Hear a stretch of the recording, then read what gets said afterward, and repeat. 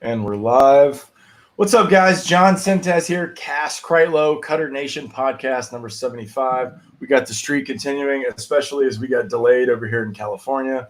We don't exactly know when we're opening up or anything, but that means we get to bring more content to you guys. And today we have an awesome guest. But first, please don't forget to please rate, review, and subscribe. It really helps us in the YouTube algorithm as well as through our podcast app. And anything that you can do to help us, whether you share our content on social media or you just tell a buddy, send it directly, whatever you can. Finally, if you want to support us a little bit more, you can get one of our hats off the website. We've got about 6 different styles. You can go on there and check that out. That's it. I'm had enough. Cass has done an amazing job establishing this relationship with Randy Sullivan from the from the Florida Baseball Ranch. So without further ado, Randy, thanks for coming on the show. I know you're super busy guy. Thank you. This is gonna be fun. I'm really looking forward to it. Yeah, definitely. Cass, why don't you catch us up? I know that we've been talking to our community over here in San Diego about Randy a lot, and been sending a lot of his resources over to our players. Why don't you catch everybody up on where we're at and what we want to talk about today? Well, so I met Randy through Kyle Wagner, who's going to be on tomorrow with his brother and his kid and his nephew. So it's going to be Cole, Luke, Brett, and Kyle on the show. That's exciting. So that's going to be a lot of fun. I don't even know that John knows that. I just set that up behind the scenes. So that was bonus. Anyway, Randy, it's probably easier if you just tell people, let's assume that nobody knows who the heck you are. Give them kind of the 30,000-foot view of who the heck Randy Sullivan is. Okay, so I'm a physical therapist. I'm a baseball instructor. I'm the CEO of the Florida Baseball Ranch. So here's my story. I was never a pitcher. I was a catcher in college. I graduated from the Citadel, the Military College of South Carolina, the only military college to ever make it to Division I College World Series in 1990. 4 years after I left, they had to get rid of some guys like me. My coach told me while I was there that I led the Southern Conference in insignificant hits. That was my big claim to fame. I don't know what that meant, but so I have an insignificant hits leader like T-shirt that I wear for alumni games and stuff like that. So yeah, I was fortunate to be academic All-American there, and I was there not on a baseball scholarship. I had transferred there from an NAIA school, and I found out just the other day that I'm only one of 2 guys to ever transfer into the Military College of South Carolina to play baseball. Me and the guy that I just recommended last year, Kyle Barker. Kyle Barker's son, Will. Nobody transfers in, everybody transfers out, but I've never done anything, that way. So I went there and I got an Air Force ROTC scholarship to pay for it. And I ended up, after I graduated, I went out to the Wild Wild West and stationed in Cheyenne, Wyoming, where I was a nuclear missile launch officer. My job was to maintain and be prepared to launch your nation's nuclear weapons arsenal, which when you consider the 22-year-old me, that's a frightening thought, right? Because I was in charge of that, okay? And so whose idea was that? Right? I don't know. It was a bad idea. Yeah. I went, they paid for school. I was like, yeah, I'll do that. Whatever. Okay. So yeah, it's a key. It's not a button. It's a key. Yeah. But anyway, I while I was there, I found out about this program where they send one person from the Air Force to the Army's physical therapy school. And so I applied for that and I got that. And, graduated from physical therapy school at the Army Baylor program, and they stationed me in Tampa, Florida at MacDill Air Force Base. And I worked there for 3 years, and my kids were getting to be school age, starting to get involved in Little League. And I thought, I was an Air Force brat myself. I was a military brat. I went to a different school every year until the 10th grade when my father passed away. And I thought, I don't want my kids to have to go through that. So I got out. I started a private practice in Brandon, Florida, right outside of Tampa. Started coaching Little League with my sons, and it kind of spiraled into, he was the prototypical 79-mile-an-hour lefty who couldn't get a scholarship because he didn't throw hard enough. And, I asked every single baseball person I knew. I didn't even know it was a thing to throw hard. I just thought you're supposed to win games and get outs, and I always told them that. I said, don't worry about, throwing hard. You're a little guy, just get, win games, get outs. Coaches will want you to be on their team and chicks will dig you, and neither one was true. And so So we went. This is a true story. I couldn't figure out why he was on a top 5 nationally ranked travel team, and he was their Sunday championship guy, and he would 75 pitch complete game all the time. And And it was like just sitting in the rocking chair and watching him do his thing. And but no one would offer him a scholarship. And I thought, what's going on? So I noticed that the Perfect Game tournaments that they all traveled in herds, all the scouts, right? All the recruiters, like in groups, and they all dressed the same, right? They had their logo shirt, they had their hat with their sunglasses backwards. And back then cargo shorts were huge. So, you know, you can't argue with cargo shorts, right? The utility of all those pockets, you know, I would lose things in my pockets. So I put my cargo shorts on, my coaching shoes, and I just nestled in among them. He was getting ready to pitch in a championship game or in a semifinal or something. And I just kind of nestled in. I go, okay, let's see what they got to say. I noticed they all had like bags on. I didn't know what was in the bag. I didn't know what a radar gun was. It was just, I had books. I thought they were just having books, and they brought out their radar gun. and I didn't have one. I just pretended.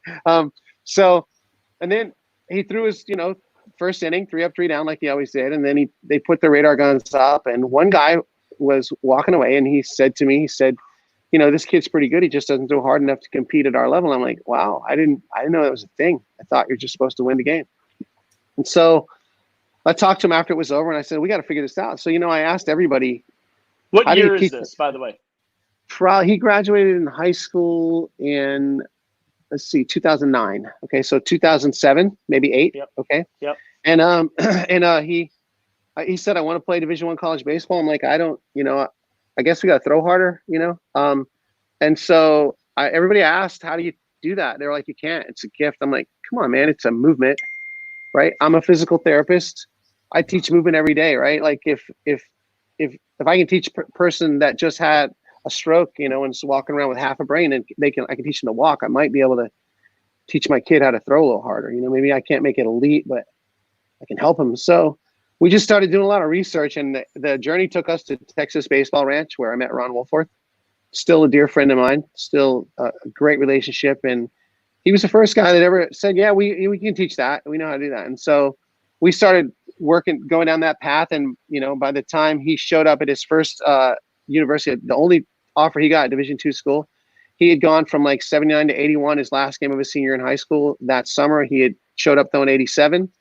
Eventually transferred to junior college, and then went to another D1 and touched 93 after 2 years. And so he went from 79 to 93. And I thought, this is pretty cool, this stuff. So what happened is, being in the baseball community, I was coaching travel ball and everything. All the baseball players in our area that got hurt, they heard that I was a physical therapist and a coach. And so they all kind of gravitated to our facility. And my practice was pretty much overrun with baseball players who were injured. And I soon realized that, you know what, these same things that we're using to teach my son to throw harder are the same things that are going to keep these other guys safe and healthy. You know, it's like arm health, command, velocity. It's all the same. It's all the same stuff, right? It's about being an efficient mover. And and so we started working with a bunch of guys that were injured. We initially would meet, you know, I'd carry stuff around the back of my truck and meet them at a Little League park, and 2 people turned into 3, and 3 people turned into 8, and 8 turned into 20. And I'm like, I got to open up a place somewhere. So we had just expanded our physical therapy practice, but we had a lease left on a little tiny space, 900 square feet. It was 15 by 60. And my business partner, Amy, she's been with me. We've been together now for about 23 years. And she goes, what are we going to do with this little place? I go, I think that looks like about 60 feet. I think I got an idea. So we put turf in this, you know, this strip mall office with 8-foot drop ceilings, and put, you know, plywood on the walls. And we worked there for a couple of years until we knocked the wall out. And we just kept getting bigger and bigger. More and more people came, and things started growing. And then Ron and I got together, and he said, you know, I was working out there helping him with the camps and stuff. And he said, why don't we form this thing called the Florida Baseball Ranch? And, you know, you can handle anybody in the consortium that has arm pain, we'll send them to you. And then you can do, you know, performance for anybody that wants to come that way. And so it just kind of evolved. And the truth is, I tell everybody this all the time. Like, I was just a dad trying to help his son, you know, had some ideas that I thought would help others. And, you know, the truth is, our kids kicked the door down for us. Our players got so good that the coaches from colleges and pros, they just started flocking to us because we had kids that were getting better. You know, I think we've had now 322 guys learn to throw the ball 90 miles an hour off the mound, you know, in our place that we just, and then incredible. That's incredible. Yeah, thank you. Well, it's all the kids. They believed it and they were. And in the last 3 major league drafts, you can't count this one because it hadn't happened and we're not going to have one.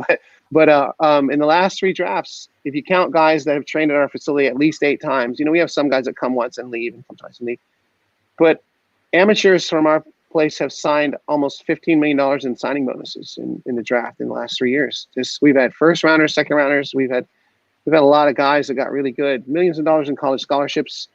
And I tell everybody this all the time. It's the players, man. The players believed in the process. They committed to the culture, and they got so good that the world began asking questions. And so I think the biggest epiphany for us was when I was at Coach's Boot Camp at Texas Baseball Ranch, and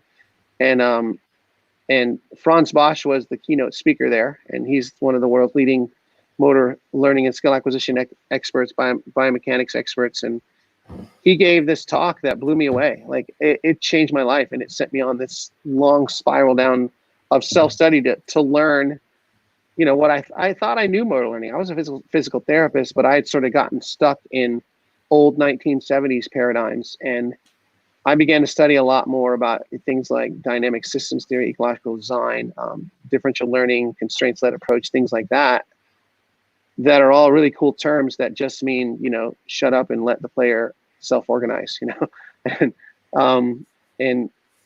it just, our process continued to evolve. And now, imagine the intimidation. I was the second speaker behind Franz Bosch, and my talk was on the biomechanics of deceleration. And I was like, boy, I hope I get this right. I hope. And so what happened was, after that conference was over, we were both staying in the same hotel, and we went down to the Continental Breakfast, and Trevor Bauer was actually supposed to take Franz to the airport the next day.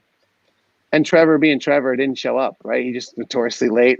So I got to sit there and talk for about 2 or 3 hours with, one of the world's leading motor learning experts about baseball and how this science of skill acquisition can be applied to baseball. And that evolved into our relationship that we've had over the years. We host our annual skill acquisition summit with the Dutch national program, and Franz is the leader of that. And then, he asked me to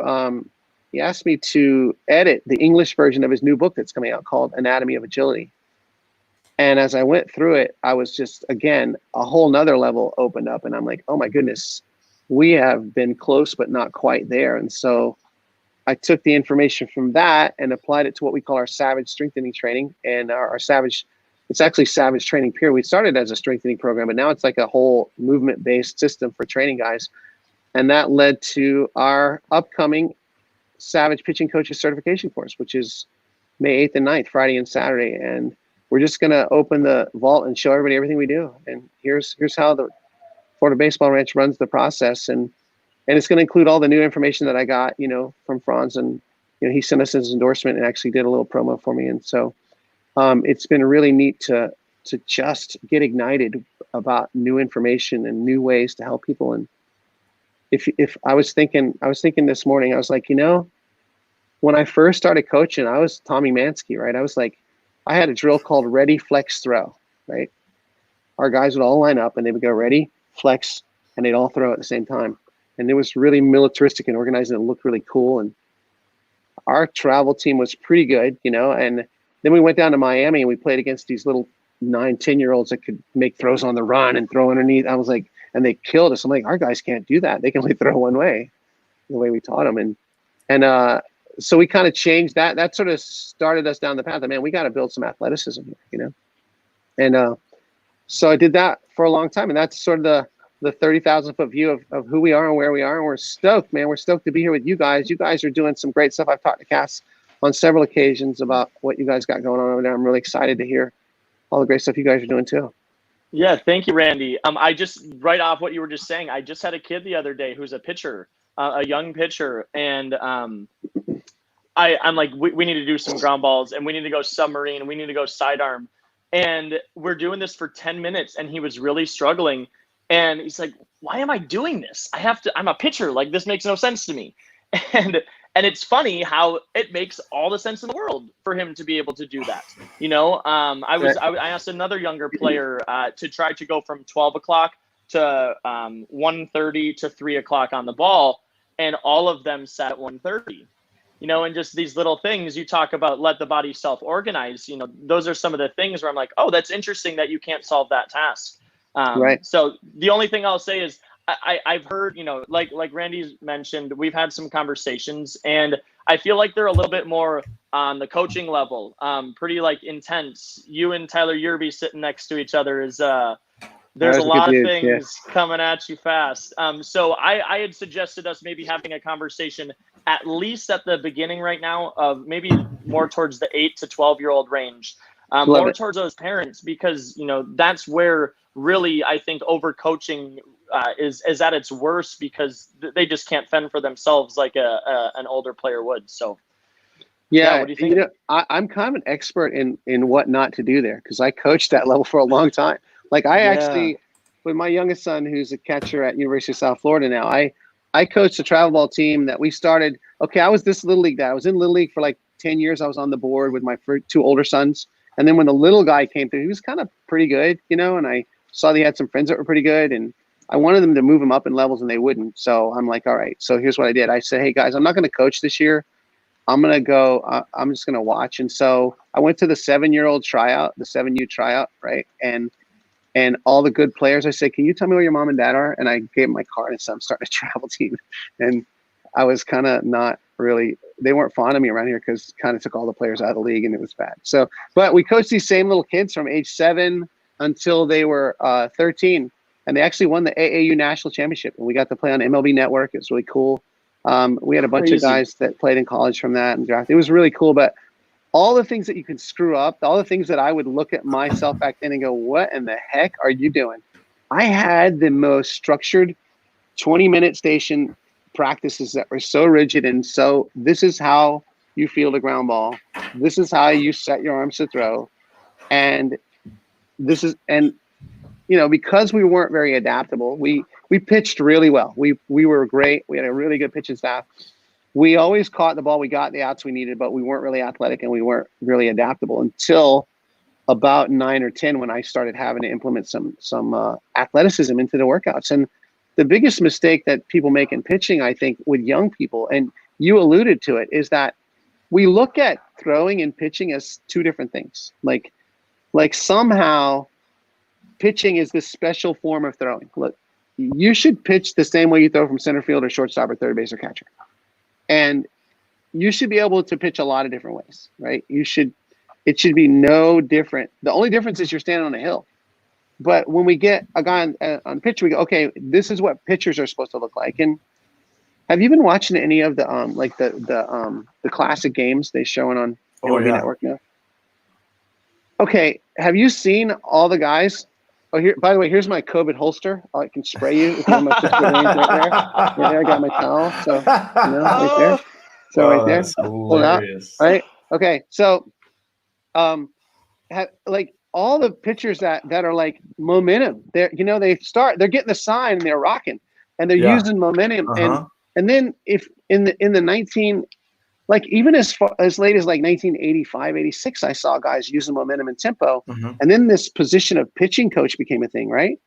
And we started putting people in a box, right?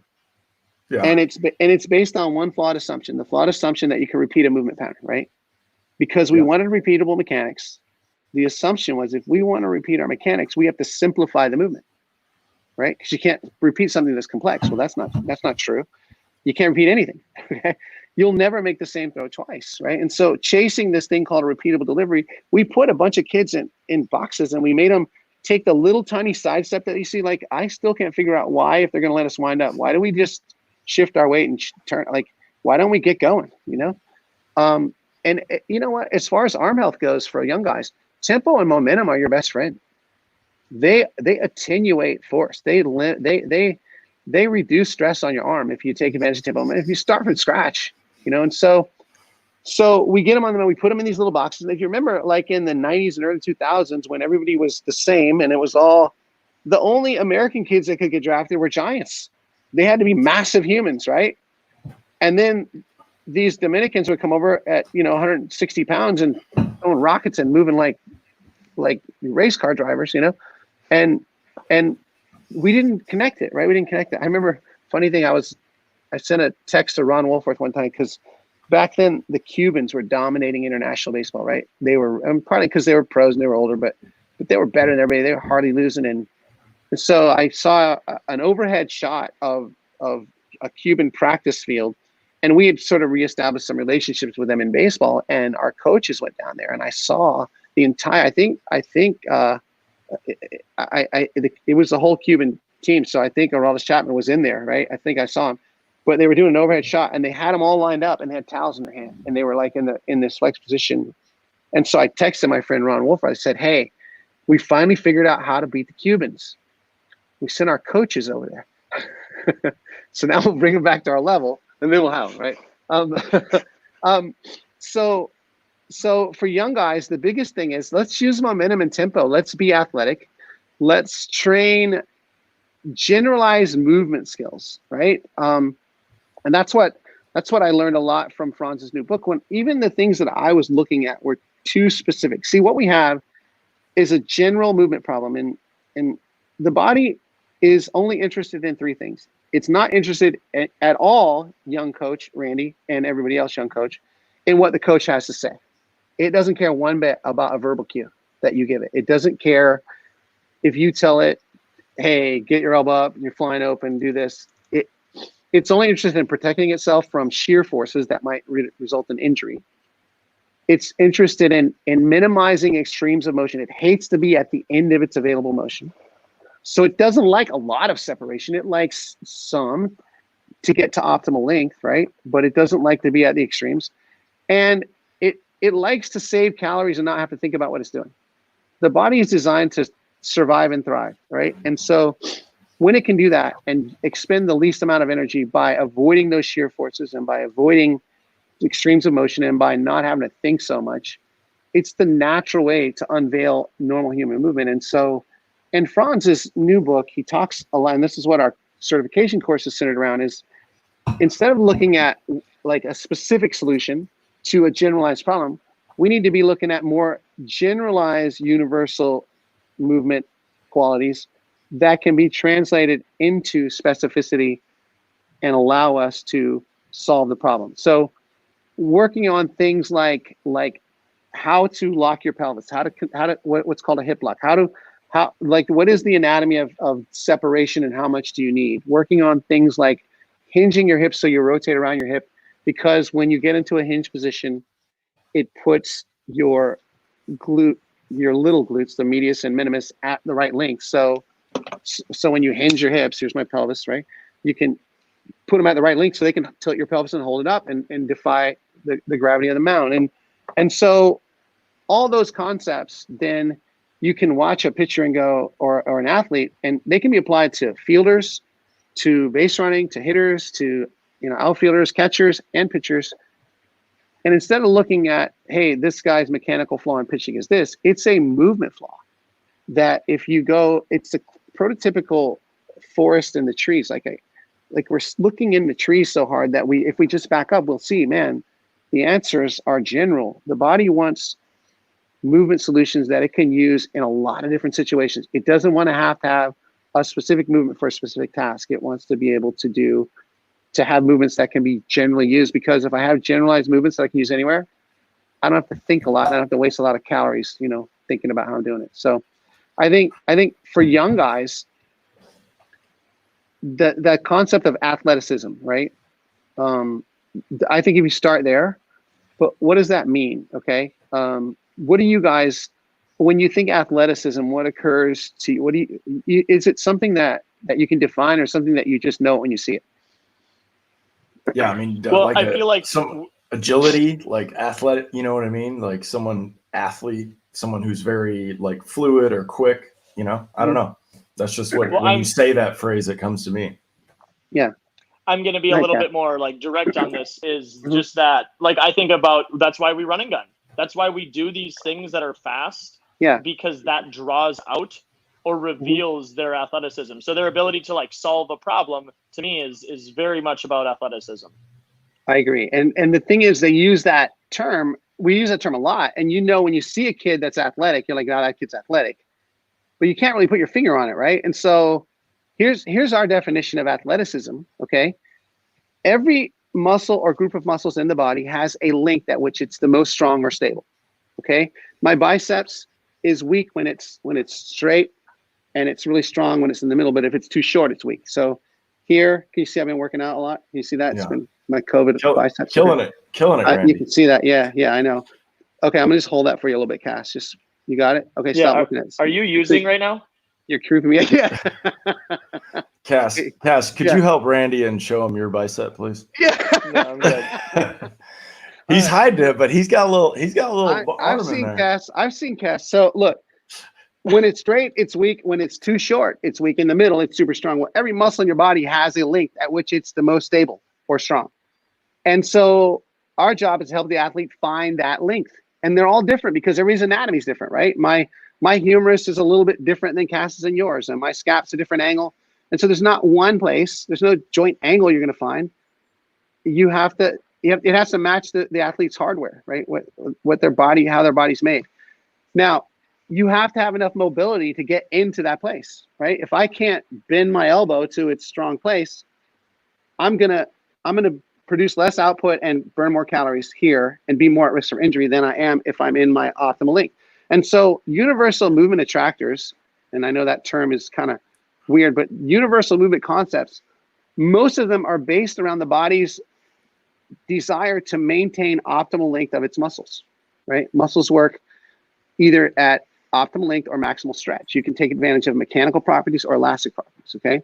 Now, you have to have enough mobility to get there. You don't have to be a gymnast, but if you can't bend your ankles enough to get into a hinge for it to get your hips to go, you're not gonna be athletic. So some kids aren't athletic because they're too stiff to get into positions that optimize their length of their muscles. So if you have that, you have to solve that problem first. You can't bring a motor control solution to a mobility problem. You have to solve the mobility first. Now you're working on them at the same time, but until you get enough motion to get there, and more is not better, you just need enough, right? And it's different for everybody. Now, once you're there, then what you have to do is you have to remove muscle slack. So here's another physiology concept. One's ready to produce power, control, or protection of the joints. They sag off like a hanging rope. And before you can express power, have control of your body, or protect your joints, ligaments, tendons, you have to take the slack out of the system. Imagine a car and you're pulling it with a rope. You can't move the car until the rope is tight. The body's like that too. And until you remove the slack, you can't express power, control your body, or protect your joints. So some kids are not athletic because they just don't know how to take up muscle slack. They look flexible. They're just floppy. They just don't know how to. And in an athletic event, in a time compressed event, the best solution for the body to take up muscle slack is with something called an isometric co-contraction, meaning all the muscles around a joint or limb tense up, right? So right now, there's slack in my arm. Now, no slack. Optimal length and full tension, okay? Isometrically, I'm not moving it, but I've taken the slack out, okay?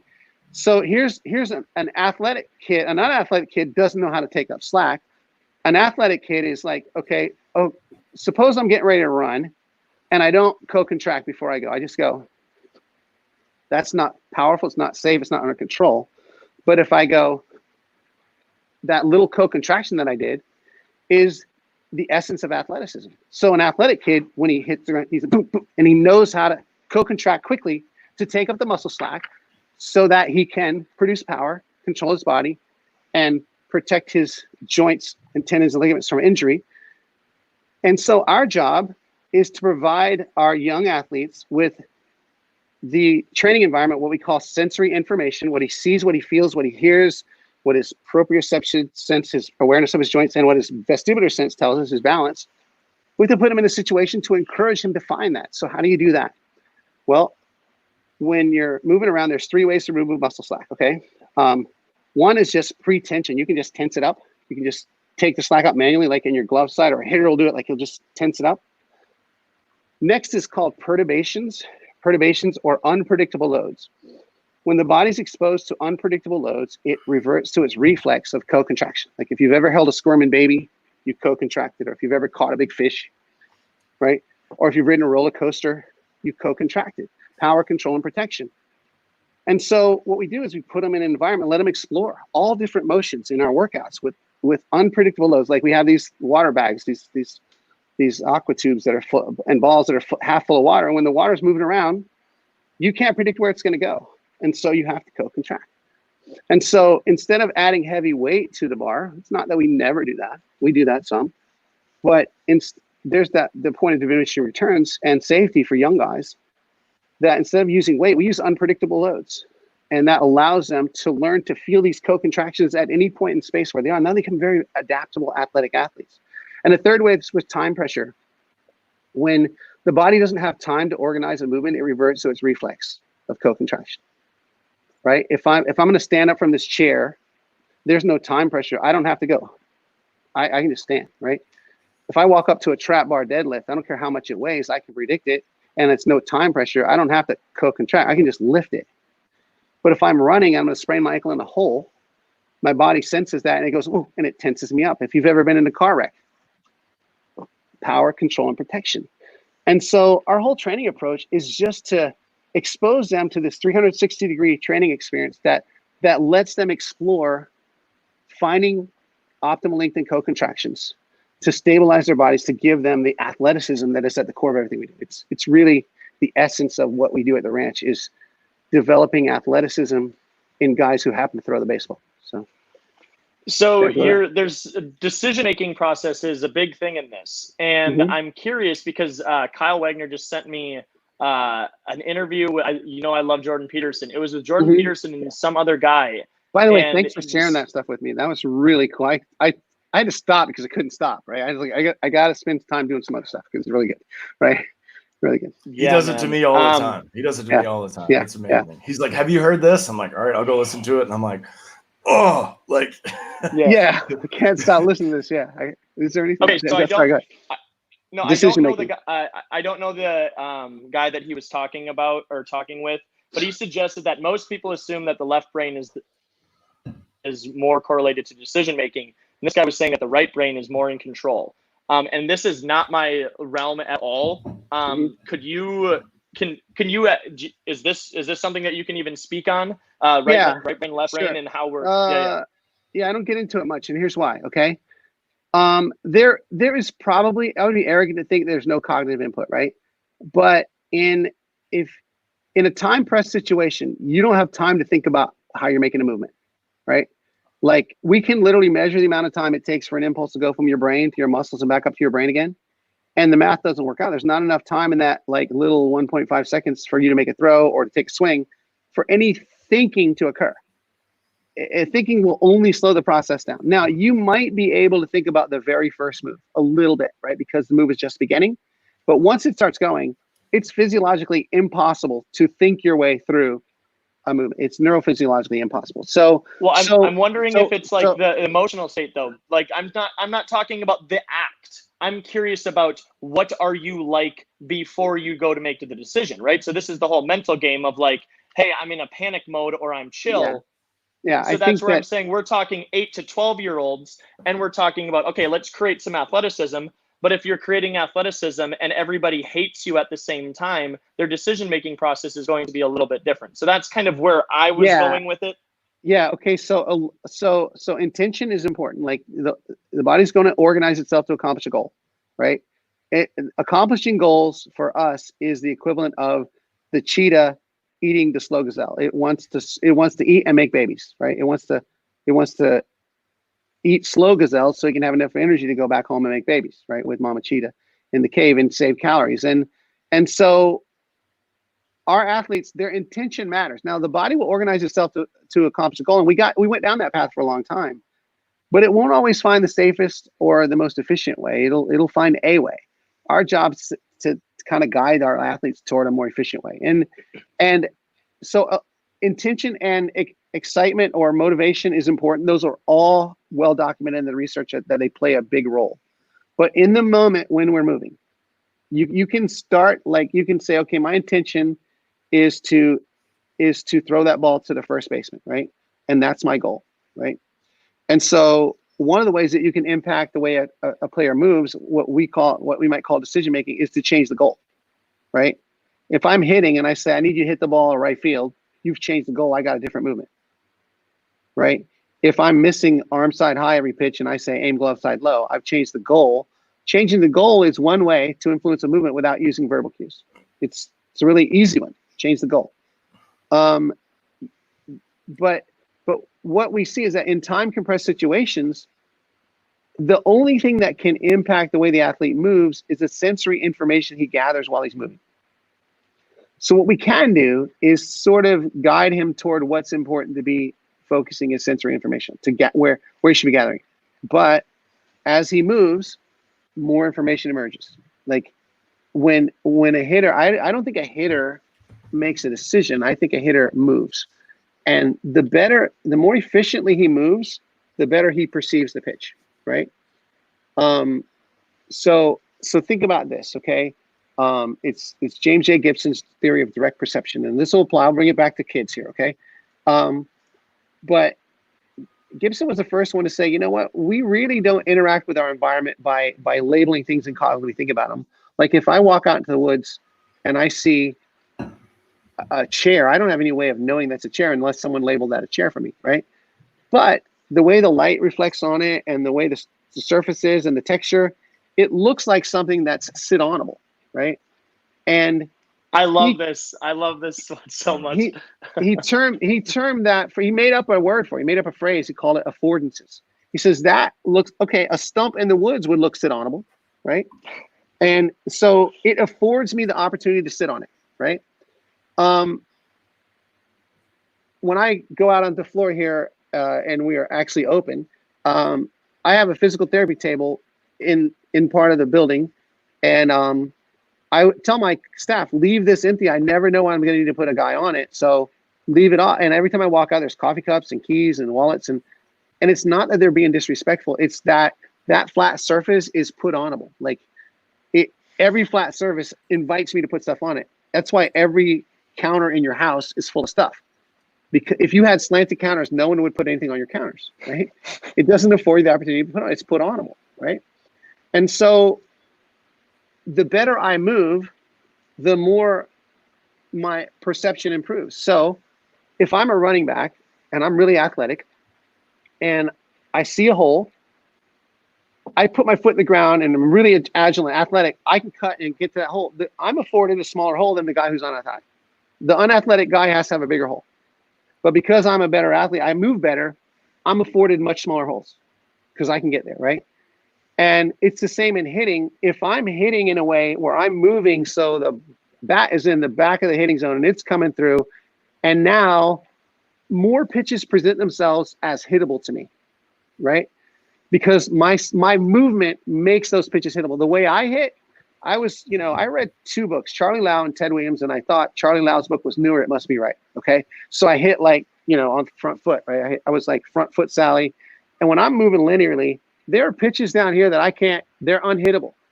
So the only thing I could ever do to right field was just fillet a ball and get a little, one of my 2 season doubles down the line that bounce into the bullpen, one of those flare.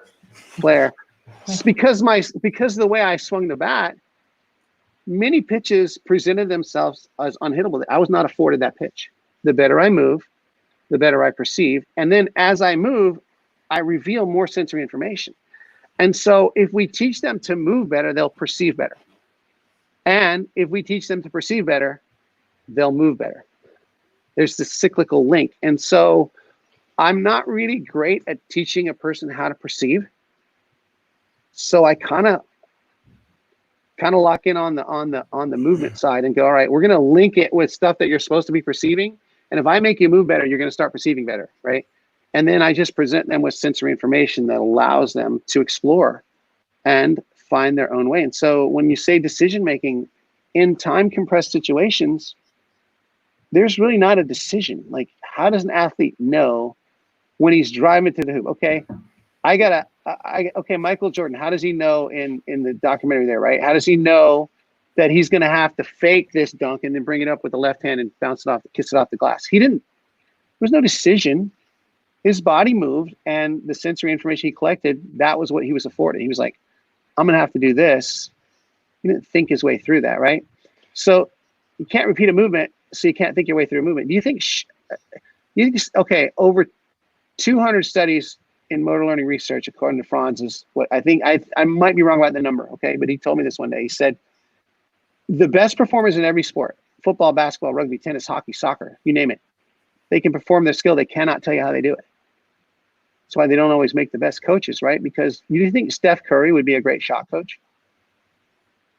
I don't think Steph Curry knows how he shoots. He's just like, it's over there. I'll put it over there. I don't think he has a technique. I think he just, and if you study him a little bit, he learns implicitly, he learns through these subconscious means that we're talking about. Now, left brain, right brain. If you get into Tim Galway's stuff, I don't know if you've ever read any of his stuff. He talks about his inner game of tennis, inner game of golf. Yeah, right? No, I do have. Yeah. I've said that, and then no, I love the inner game of tennis. And this is very helpful for young guys, especially because they get chirped on so much by coaches and parents, right? That they got a lot going on in there. There's a lot of thoughts banging around their heads, right? Well, Galway talked about how you have two selves in your brain. You have self one who knows how to do stuff. He's really good at stuff, right? And he's able to do skills. But self two is the guy that's like, hey, you know what? You got to get your elbow. Stay back. And self two thinks he knows everything, but he just talks a lot, right? And so just like the unruly child in the classroom, you got to give self two a job. Like, make him go clean erasers, right? So give him something to do so he doesn't get in your way. So here's an example. My son coming up, he's a catcher now, but coming up, he was a second baseman shortstop. And he went to his first, high school game and he made like 2 or 3 errors. I'm like, he never makes errors. He was getting nervous. He was like, Dad, I'm having trouble picking hops. I don't know. And so I took a page out of Tim Galway's book and I said, okay, in practice and in the games, when they hit your ground ball, every time the ball hits the ground, I want you to say the word out loud, bounce, bounce, okay? The word bounce. And so the ball would hit the ground, you'd be bounce, bounce, bounce, catch, throw. You'd say it out loud. And because self two is occupied with the words of saying bounce, but he didn't say, hey, you got to move up, you got to move back, and all that self-doubt decision-making that comes in. He had another little episode where he was playing third base and he'd never played third, but that foul ball over by the fence was challenging. It was really high, and he's like, man, I don't even know how to judge that. And so he was getting nervous and getting like worried about. And so in that case, I said, okay, if ever you get a pop-up behind you at third base, you're going to go like this. You're going to go, whoop, whoop, and it's going to explode right when it hits your hand. And you get his self two out of the way, and he just learns how to catch fly balls implicitly without thinking about it anymore. You got to give that guy a job so that, and in the pitcher's world, often that job is something like screw your back foot in the ground, like feel your butt go, because you have time to think about that one, right? And then you get that little decision maker that thinks he knows what he's doing out of the way, and the other guy knows how to perform the skill. It's funny that you say that because that's like how I do it. Where I'm like reach down here and then rip. That's like lift, read, and so it's like you're saying, it makes sense that it's occupying that side of my brain, and it makes sense when I am ripping what it feels like. Yeah, it's pretty cool, and look, every guy's different. You have to build a relationship with your player and know what makes them tick, right? And yeah, and there's some guys that doesn't work for me, and others it does. So yeah, pretty cool. Well, I think people, and this is probably just because I've seen it and felt it myself is, we do know what athleticism looks like, but then when it comes down to being a volunteer coach at my little league, right? How do I then create athleticism? Because it feels like if I say, hey, we're going to go play spike ball, let's get 4 things of spike ball going, and that be part of my practice routine once a week or something like that. I'm going to have parents have no idea, like, what are you doing? Why are you wasting our time here? And so I'm curious, how do you, I think about it like this. When you go to ABCA, every coach is like, I just want you to tell me what to do. And what do you tell these guys? Like, what are some simple things that you can do to draw out some athleticism without, using tools that they already have? Yeah. Integrate it into your warm-up. Don't waste your time, running out to the fence and kicking your legs side to side and doing this thing and stretch and do this. Integrate some of the unpredictable loads in your warm-up. Do dynamic warm-ups to create athleticism. Unpredictable load. Look, if you can get an aqua ball for $100, half full of water, you got a tool. I've seen guys put water into PVC pipes, slosh pipes, sort of hold them over your head. When you get your hands over your head, you have to activate all the muscles below and co-contract. So, just having elastic bands over your head sometimes when you pull an elastic band apart and run with it like this, you're having to co-contract the muscles below. So you can do that, integrate it into your warm-ups, get rid of the old, passive stretching warm-up and just start doing a dynamic warm-up where you integrate some of that in. I would say that in hitting, for example, I think that it's kind of hard to do if you got a 1 hour practice once a week. Let's face it. Like I was the little league dad. I was a travel ball coach who practiced 3 or 4 days a week, and everybody thought, dude, our kids are 5-6 times a week. So you can talk about what you would do with best case scenario. Yeah, I don't know how to get them better. I would spend on a 2 hour practice. I'd spend 15 minutes. I never did anything for more than 15 or 20 minutes, right? And so all the team stuff like first and third defenses and double cuts and bunt defenses, I would choose one of those every practice, like fly ball communication. What are the big 5 things that are going to be in a game? First and third defense, bunt defense, double relays from the outfield, fly ball communication, and what else? There's one more. I would have 5 of those things that I would just put at a 15-minute block, and we'd work on it for 15 minutes, and we're done. And by the end of the year, we worked on it 8 or 9 times, but not all at once. We don't waste the whole practice doing that. And then I would have 15 minutes of warm up, 15 minutes of team defense, and then I would have another 15 or 20 minutes of athleticism. Let's just use unpredictable loads and do athletic things around the field.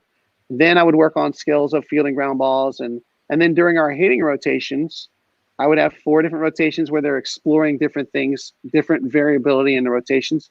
And that's when everybody on my team, my 12-man team, everybody pitched. So we had 15 minutes to go through the pitching area, and they either did drills or did their bullpens on that day. And we integrated it in there. You have to stay really well organized, but you can blend that in. And then we'd always finish off with base running. You can run bases with bands over your head, and you can run bases with water bags over your head to create that instability that forces them to co-contract and be athletic. And so you have to infuse everything with athleticism, right? And in hitting, using variability means changing the task, change the athlete, change the athlete, change the environment, right? The easiest one to change is the task. So change the drill, like the 3-plate drill, or change the pitch, like don't let them know what's coming. Change the location of the pitch, change the type of the pitch. Change the bat, use different weights of bats, different lengths of bats. Change the surface they're standing on. Put 1 foot up on a bucket, put 1 foot on the ground. Changing the environment. If you have a cage that has 2 sets of lights, turn 1 tray of lights off so it's dim. And then change the athlete. Have them do pistol squats until their leg fatigues and let them hit with a fatigued leg, or have them do push-ups until their arms fatigue and let them hit with fatigued arm. And that way they learn to be adaptable. They explore all this stuff, okay? And then motor learning research tells us that your athlete needs to be succeeding about 70% of the time for the learning effect to occur. And so if you throw into a kid in the cage and he squares up 10 balls in a row, good for him, but it's not a good round. He didn't learn. He needed more variability, more unpredictability, right? And then if he's only squaring up 3 out of 10, he's being challenged too much. And so you have to add that unpredictability. It can't be scripted for everybody. It has to be based on the kid. If you have a kid you're only throwing him fastballs and he's only squaring up 3 out of 10, then you got to keep throwing him fastballs until he gets to about 7 out of 10. And then you can start mixing them up and changing the drill, right? If you got a kid who's just crushing everything you got to add a lot more variability to him so that he can be challenged and be more adaptable. I was going to say on the hitting side there, I see a lot of coaches just BP is hard.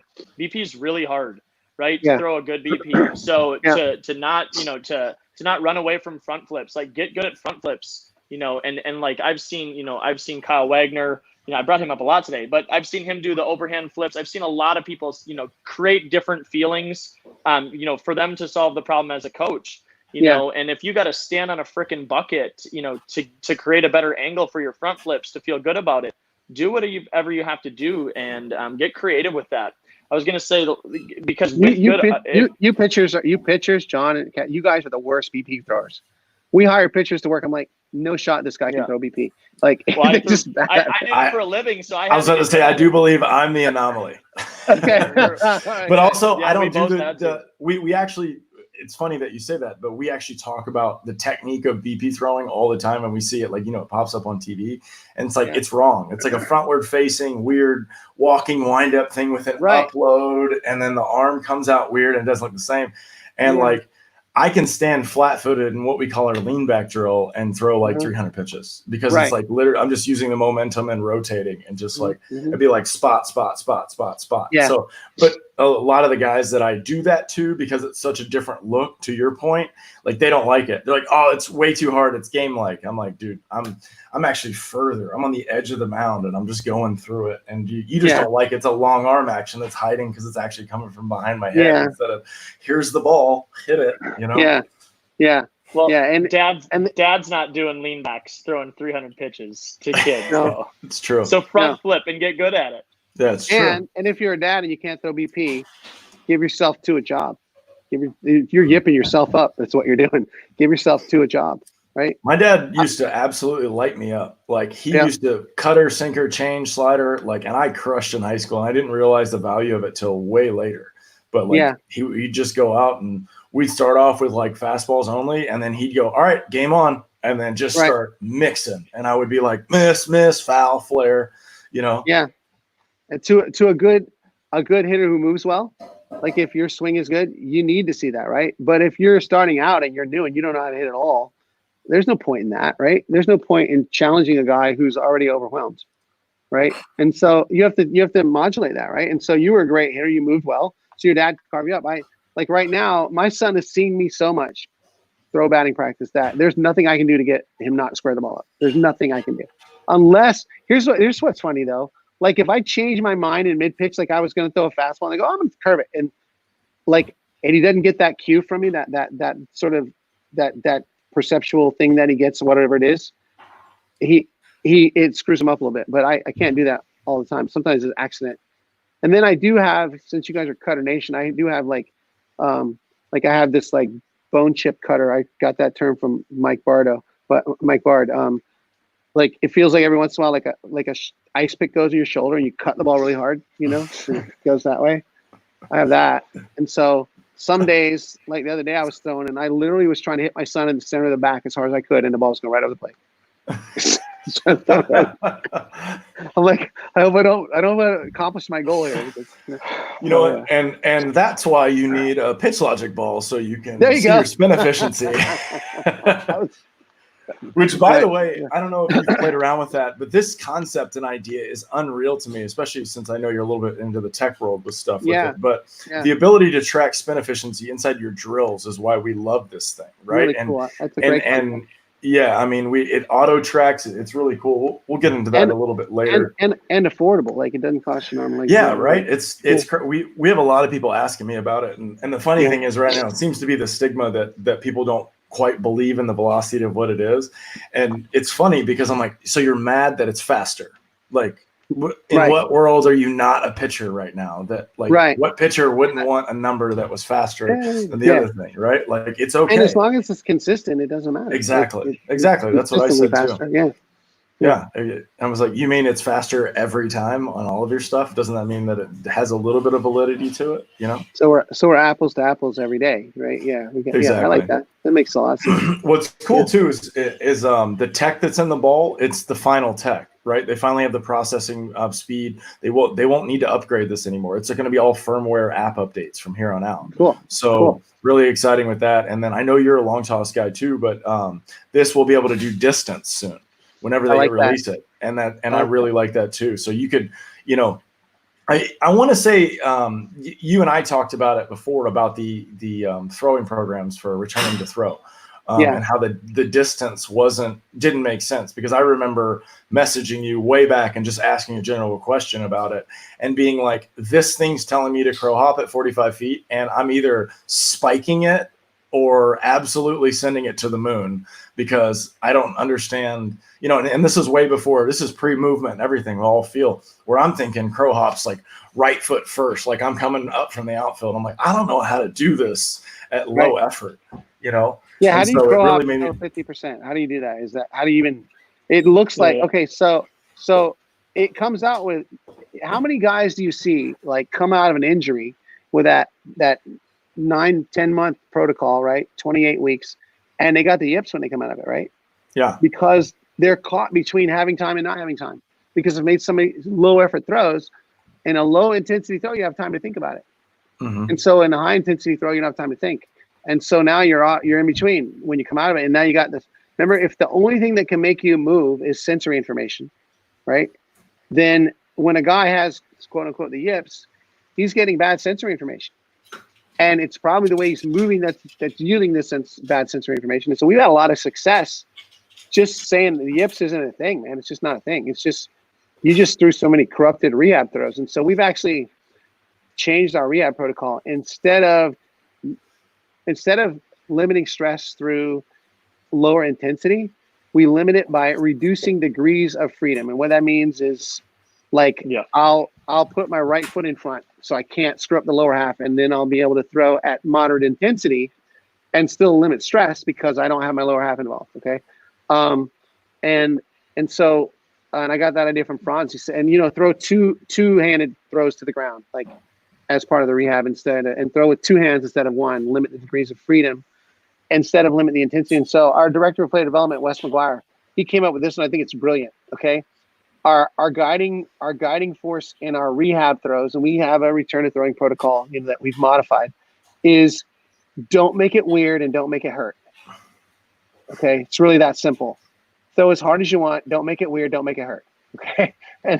And they do pretty good. Yeah. Just don't make it weird. Don't make it hurt. And it's because there's so many things that we've done to these rehab protocols that are just, they make no sense. And to your point about long toss, and I love the idea of being able to track spin efficiency on long toss too. That'd be awesome. Because how many guys you see send it out there and it starts cutting, and just biomechanically they change sometimes when they throw long, and that's one of the problems, is that it gets too far off. Look, the knock against long toss is that it adds stress to the tissue, and every throw is a little different. Okay. The value of long toss is that it adds stress, and every throw is a little different. It's the truth and paradox that the Wagners will talk about tomorrow. You have to add stress to tissue. If you don't, you get fragile tissue. And you need variability because it needs to be able to make the subtle adjustments subconsciously, because it doesn't have time to make adjustments mentally.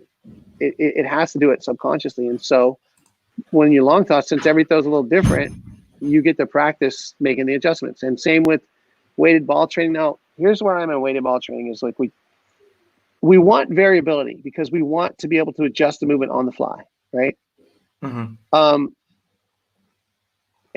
I don't think there's any harm in vacillating between 4 and 6 ounces, because I know when I was growing up, every ball I had was a weighted ball because we only had 2 of them. They had electrical tape, or if you've ever played a 9 a.m. perfect game in a dew in Florida, you by the second inning you were throwing a weighted ball, right? Yeah, 100%.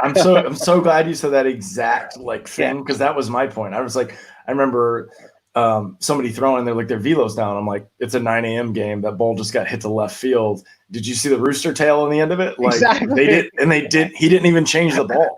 He just rubbed it up. Like he should have changed the ball. Like, yeah, he's down 3 to 4 miles an hour. What do you think it's adrenaline? I'm like, well, I think that he's throwing a 7-ounce baseball, and I think that it's 9 in the morning, and he doesn't train or play at 9 in the morning, So I'm not quite exactly sure, what his issue is, And the guy with the radar gun is about 20 degrees off too. So it's like, it's not right behind. There's all kinds of things, I'm so glad you said that. Since working with the Pitch Logic guys too, one thing that I've learned is like how radar guns work and how it's estimations of numbers, right? And there's even reverse calculations going on some of the radar guns too, and even some of the systems. And so it's interesting how how all that stuff works. I think Stalker. I think the Stalker manual talks about every 5 degree, every 5 degrees is 2 miles an hour, that you'll lose if you just get off to the side a little more. But we were talking about long toss being, the value of it is that the knock is that it adds stress and that every throw is a little different. And the value of it is that it adds stress and every throw is a little different. Okay. And then with weighted ball training for young guys, a lot of people are really scared of that. And I'm okay with that. Like, we really don't implement weighted ball training until our guy's physiologically developed and his movement pattern is sound. And then we use it because, look, the studies are pretty clear right now that you're not really gaining a lot of velocity from a weighted ball program, right? Not long-term sustainable velocity, but it's a great way to add variability to a highly specific task. And so you can't, instead of repeating your movement, you have to be a guy who's trying to adjust your movement, and you have to do it on the fly. And there's no time to think about it. So the heavier ball simulates when you're behind your timing, the lighter ball simulates when you're ahead in your timing, and you get to practice all the adjustments in between. But to people that are kind of get a little yippy about weighted ball training for kids, I get it. Like we might go up to a 6 or 7 ounce and then down to a 4. And like we're talking about, like if you've ever played a 9 a.m. perfect game tournament, you had a 7 ounce ball by the second inning when the ball got back to you, and in Florida with a rooster tail coming up. I don't know, I don't know how it is in Cali there, but it's out here. There's a lot of humidity. Okay. And it gets really wet. So, it's not very nice out here at all, Randy. You don't need to come to California. Yeah, exactly. Yeah.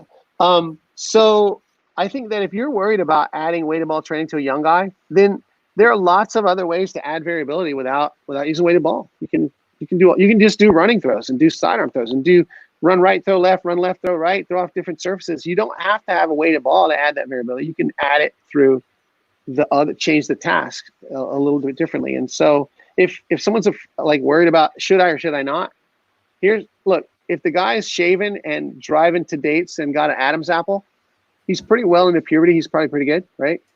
If he has no Adam's apple and he can't, go on a date and he's not driving, then he may not be ready. And if he's not, if you're not sure he is, then use another way to add variability until you're confident, because there's a lot of different ways to do it. So you don't have to it doesn't have to be this big polarizing thing. Like if I don't do weighted balls, I don't know about you guys, we get this a lot. Like in the beginning, we're trying to change a movement pattern. And the first thing they ask me is, well, when do I long toss? I go, well, you're not going to long toss until we get down the path a little bit. And then we're going to add it because we need a little more stress, a little more variability. But the long toss doesn't fix your movement pattern.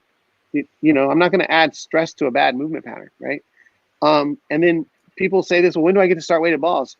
How about this? The guy's gaining every week. He's like adding velo every week. But when do I start? Why would you do that? Like, you might go backwards. You might lose velo. You're doing good. Keep it going. And when a really good time, like if a guy's trying to gain velocity, that we would add weighted ball training would be like he's just plateaued for like a month and he hasn't made any gains at all, and he's kind of stuck in his groove.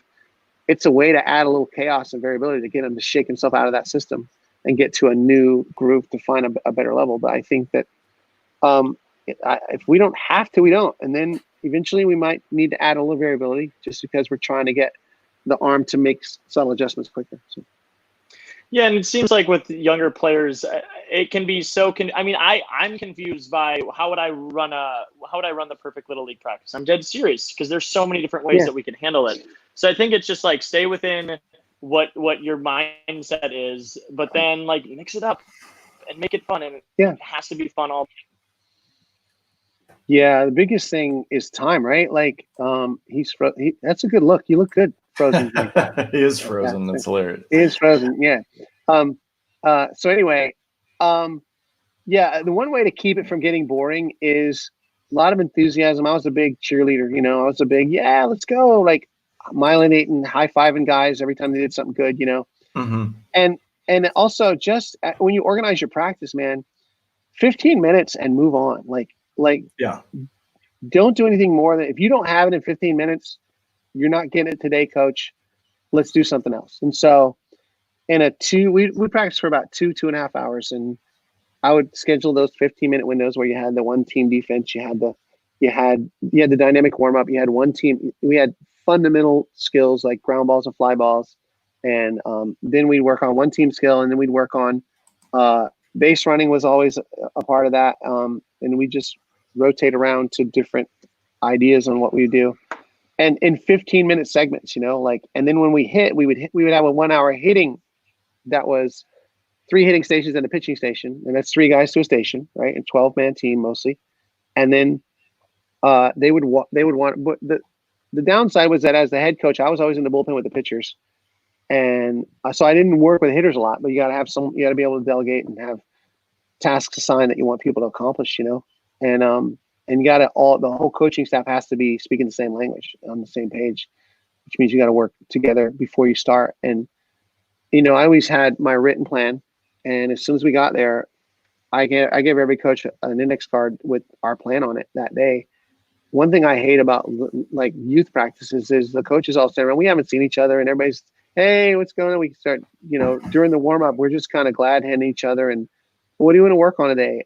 You got to know, man. I mean, it's like if you've ever been in a business situation, you go to a meeting and you're like, who called this meeting? And no one knows what the meeting's about. It's like, we don't need to spend that time greeting each other. And I kind of explained to the coaches that coach with me that, hey, I love you guys. We'll go out after practicing games, but when we get here, we got to go to work. Like, we have to get going, and time is critical. Like, and we have to have a plan today, And so we would execute our plan every day. And if you just think about, like,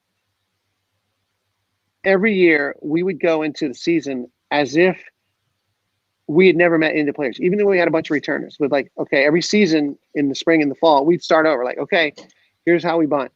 Here's how we field a ground ball. Here's how we hit and run. These are the rules. And you can speed it up as you got more and more returners. But, my college coach was really good about that. Like, if you haven't gone over it in practice, it's not their fault. Like, if they haven't been told how to, or explained or shown or experienced how to do it. And so you just write down all the things that you have to do in a season, and you start putting them into this structured practice. And every 15 minutes you're doing something new, and you're allowing them to just be athletes and explore things. And I think that if I could do anything different, I would include a lot more generalized athleticism activities, like running and cutting and pivoting and twisting with unstable loads, and responding to playing games of tag and things like that, and not so much, let's take 100 ground balls today. And let's take, I would do that. Like, even a 15-minute segment, 7 or 8 of it would be just running around, being an athlete. And then the last 7 or 8 would be, all right, let's do the skill, and try to infuse athleticism in everything we do. I try to think about it. Hopefully I can stay on this time. I don't know what the heck is going on, but just thinking about, like, as an adult, right, without having a specialty in baseball or movement or anything, just like think about the movement that you're trying to see, and then how could that movement express itself in a different way? So like, if I have a kid that isn't very good at throwing in general, when he gets on the mound, I might have him go do a backhand like a shortstop and see if that presents a completely different athlete. And so that's where some of the problem solving comes in, is you have to assume that your guesses are right. And that was something that I had struggled with as a young coach, is like, what do I know? I don't know anything. And, I don't want to make them guess wrong and then hurt them. It's like, and these kids are pretty resilient. You have to be smart, but like, typically kids are going to be able to handle some goofy things and might like that you're asking them to throw a submarine, and with that, just have you ever watched, like, The Game Is Over, and have you ever seen the wall ball stuff that goes on over by the concession stand? Yeah. Oh my gosh. Hey, look, we're not worried about little Johnny's arm. He's fine. Look at he's over there. You're right. Throwing tennis balls. Yeah. No, dropping down, throwing sidearm, or even just like, I was thinking about it earlier when I asked, I talked about the player that I was trying to change his arm. Can you do those different things? How many people don't want to see their kid ever throw the ball sidearm because they're worried that they're going to hurt their arm? And it's just like being informed and watch what happens on TV. They have to throw from all different slots, and it's fun to do it. So, and if you don't, you're putting it at more risk. If you don't expose them to it, they're going to be at more risk. You have to expose them to it. They have to rehearse it. They have to have done it before, so that I just feel like and neurologically they're prepared. Yeah, and I'm not saying it's magic, right? But if you know how to throw from 12:30 all the way down to 5:30 on the clock, like I tend to see players they tend to start moving better because they have to, right? In order to throw the ball straight with all of those different angles, your body has to start picking the best ways to do it. So anyway, I know that you have something coming up at noon, so I just want to make sure that we're 70 minutes in, so we're all on you, Randy. Okay, so regarding that last thing, because I'm having fun talking to you guys, and I do have to go here because I got someone coming in. But I used to group my guys in groups of 4 based on ability level, and then we'd put them in a diamond in the outfield, and they would all be spread out in these diamonds, and they would have different throws they would make. They'd run right and throw left. They'd run left and throw right. They'd do a backhand. They'd do a jeter throw. And so we let them explore after they're warmed up, just doing variable throwing drills. In a diamond, this guy's throwing to that guy, this guy's throwing to that guy, and then you could switch it up and say, all right, now you have to throw that guy, now you have to throw that guy, and they're throwing off the wrong foot, they're throwing against their body, and there's so many creative things you can do just by putting them in this big diamond based on ability level, and let them just do all kinds of throws, all kinds of different throws, and letting them explore by kind of guiding them toward that. So you're spot on about what if we created a whole generation of pitchers that could stand on the mound and throw it any way they want? Right. What's a bad throw? Yeah. Like, what if you had a pitcher on the mound and you didn't know how he's going to throw it? Like, I don't know what he's going to do. He's like here, and then he's here, and he's here. That's little David Cone, from back in the day. He'd have 3 different arm slots.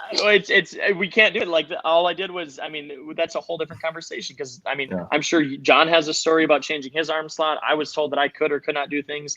In high school, I was lucky enough to go to a school in the middle of nowhere where I would throw like a whole inning sidearm, just like, whatever, I'm going to throw sidearm this time. Or I'd be like, okay, this is a knuckleball game. What? Like, you're a fastball curveball guy. Like, I'm just going to, like, the fact that I got to do that was just really unique.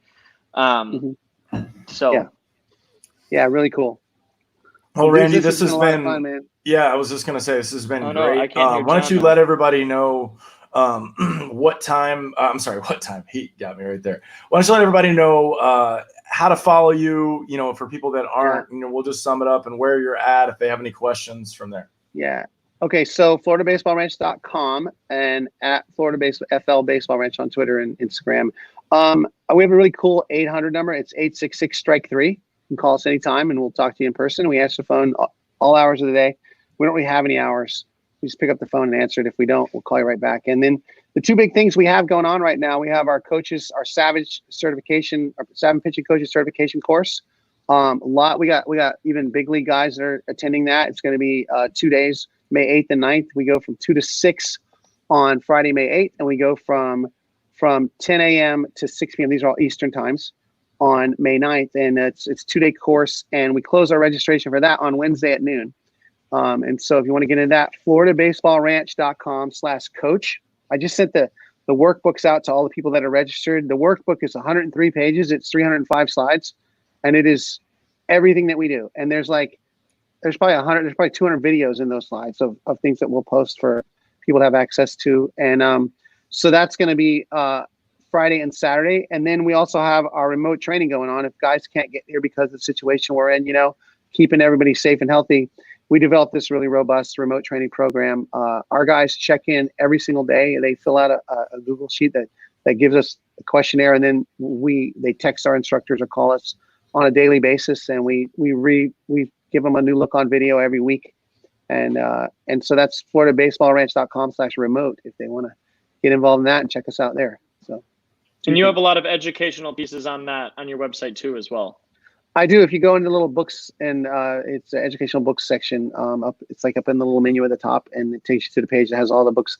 I think I've written 6 or 7 books, something like that. I'm working on one. I'm 40,000 words into another one, and I don't know what to call it, but it keeps evolving. Awesome. So, yeah. Can't wait. Yeah. Awesome. All right, Randy. Just make sure appreciate it. John doesn't know that I can't hear him. So I'm going to just stop talking. So thanks, Randy. All right. Thanks, guys. It's fine.